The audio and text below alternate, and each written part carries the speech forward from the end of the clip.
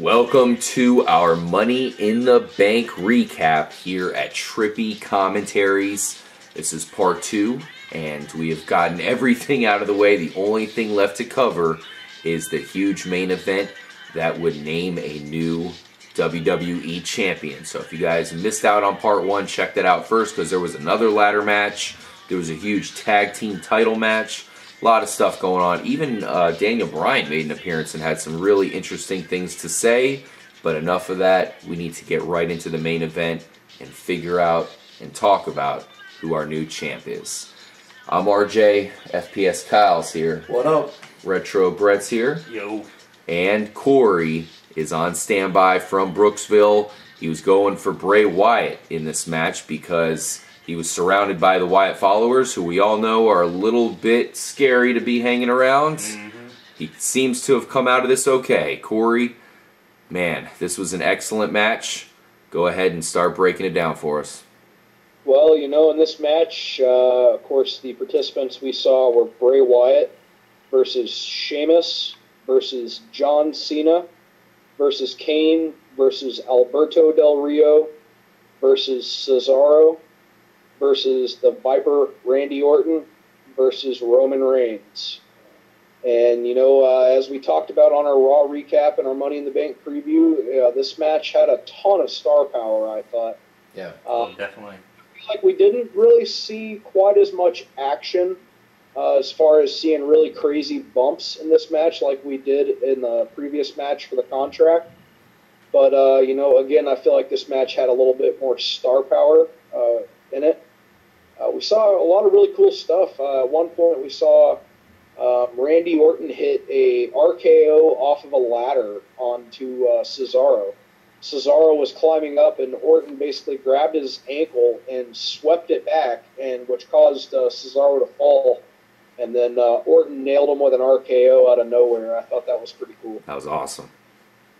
Yeah, what about Bray Wyatt? Did you see when he got that crazy full Nelson slam on Reigns? That just shows you how powerful Bray Wyatt is. Yeah, most definitely, man. You know, we saw a lot of major feats of strength tonight. Of course, in the end, I hate to spoil it. Spoiler alert, guys. Cena wins. I had a feeling this was going to happen. Cena has always been the go-to guy whenever it comes to the title. He can always be put right back in there, and he's going to get a reaction, whether it's a positive one or a negative one. Main things I took out of this, I felt like Roman Reigns. I felt like tonight, really, as far as everybody in the match, save for Bray Wyatt, I feel like Roman Reigns got the best reaction. Kyle, what do you think about the reaction that all the different guys got tonight? Yeah, I feel you on the same. I agree with you there. And Roman Reigns was my pick to win this, and I felt he would have done it had the authority not had Kane in there protecting Randy Orton and trying to get Randy Orton to win the championship. But yeah, I think this, even because they kind of had to cheat obviously for both of these matches to get their guy to be the champion. Obviously didn't work in the championship one because John Cena came in and had an epic comeback. But, I feel Roman Reigns is definitely is becoming one of the biggest names in wrestling right now.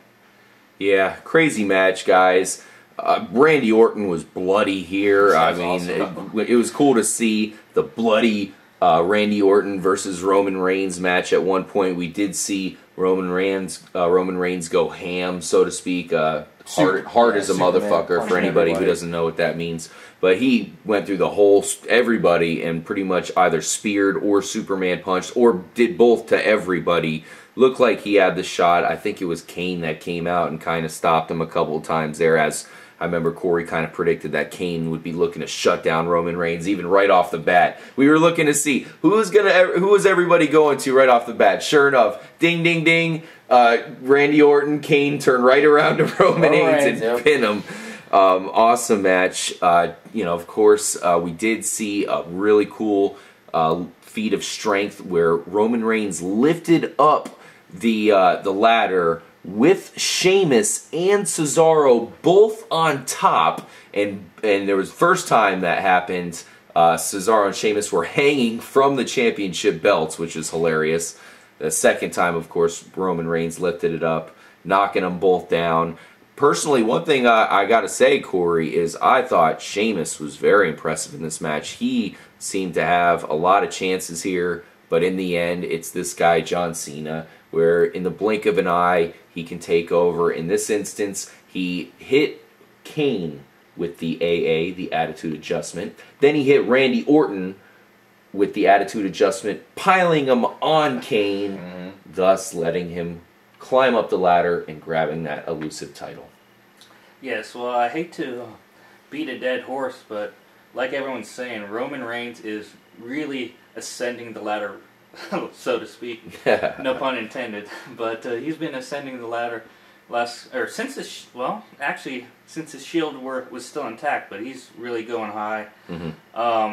Obviously, I'm unhappy that Bray Wyatt, whom I predicted to win, didn't win. However, I'm ecstatic that John Cena, which is my favorite wrestler right now, got his 15th World Championship. Yeah, and well deserved. I felt like he was quiet for a lot of the match. Yes. But he showed up when it counts, and that's one of Cena's MOs. He never gives up. We all know that's his slogan.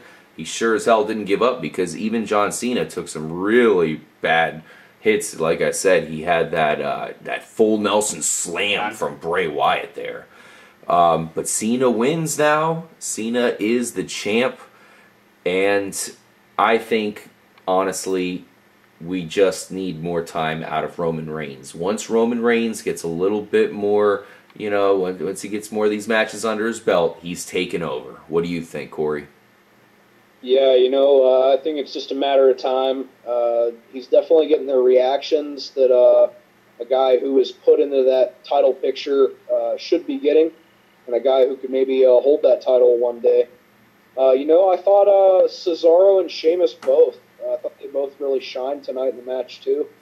Of course, as we said, Randy Orton got busted open there by a ladder that was falling at one point. And I don't believe that was a blade job. I think that was just kind of an accident that happened. Definitely looked like he took it to the face. Yeah. Yeah, it's one of those things that happens, man. And I think as you guys said, it was kind of cool. It's something we don't see in wrestling much anymore, obviously for health concerns. But I feel like in big matches like this, as long as it's done carefully and done right, of course in this case I'm not sure if it was intentional, I think it adds a lot to the drama of the match. Yeah. All right, guys. So we got all the results here. There's one more thing we have to get to in this recap and our reactions to the Money in the Bank event this year, 2014. John Cena is the title holder. Corey, we'll start with you. What do you think happens next when it comes to the title? Well, I'm not exactly sure who John Cena is going to be challenging in the coming weeks. Or who will be challenging Cena for the title. I do know that right now it's time to start setting up for the big Battleground pay-per-view in July in Tampa, of course, which you will be attending. We got our tickets. Sure. And from there, it's time to build towards the big program of the summer, SummerSlam, of course, in August. I'm not certain if John Cena is going to hold the title up to SummerSlam. It could happen. It's going to be certainly interesting to see what sort of dynamic we have with Seth Rollins holding the Money in the Bank briefcase. Of course, that makes a really unexpected element at any point where he could cash in and become champion. Yeah, I expect John Cena to hold the title up until this next Battleground event. I don't think it'll be Seth Rollins who will challenge him. It'll be interesting to see when he tactically uses that contract. Who do you think will try to challenge John Cena, Retro? Well, that's pretty up in there. I really don't know, but I will say I don't think it will be Seth Rollins, because Seth Rollins is not in John Cena's league. Not yet. Sorry, Seth, but gotta tell it like it is. Cena's the man. No getting around it. Yeah, I'm going to take a play out of Corey's playbook here. I think now that Cena is the champion, this sets up the Brock Lesnar return. And this is where maybe that's for SummerSlam. They set that up for that, where Brock Lesnar goes up against John Cena. But I know that, Corey, I know you were looking for Brock Lesnar to make an appearance in this match here tonight. Anything you want to say about that? Like, kind of disappointed about that, or you feel they just haven't got to the point where it would make sense for Lesnar to come in yet? Well, I think that's one of those things with him having beat The Undertaker, where, of course, he could come in at any time and just completely wreck house and take over the whole ship. Yeah. And it's going to make sense. I was a little bit disappointed, but, I think you're right. It's just a matter of time before Lesnar comes back, and the company really capitalizes on him being the one in 2021, the man who conquered The Undertaker's streak, and perhaps the most powerful man in the WWE at this point.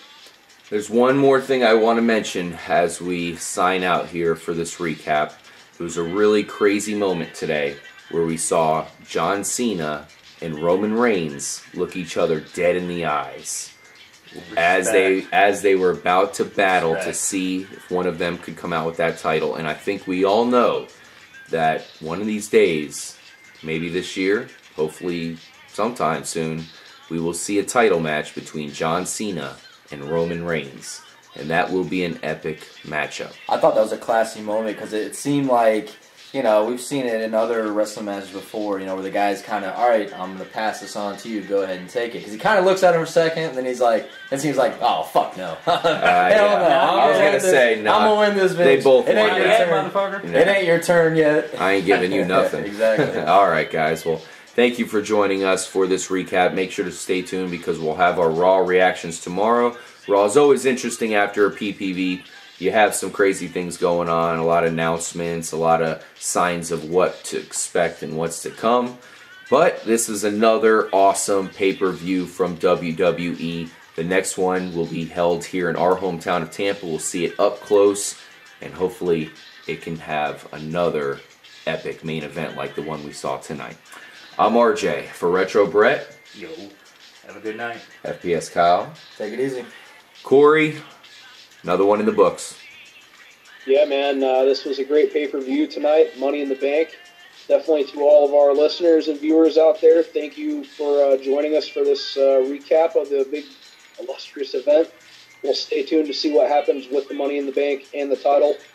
And if you haven't already, go ahead and subscribe, tell your friends, stay tuned. We're going to be covering, as RJ said, Monday Night Raw and plenty more from the world of wrestling. As always, stay tuned and stay trippy.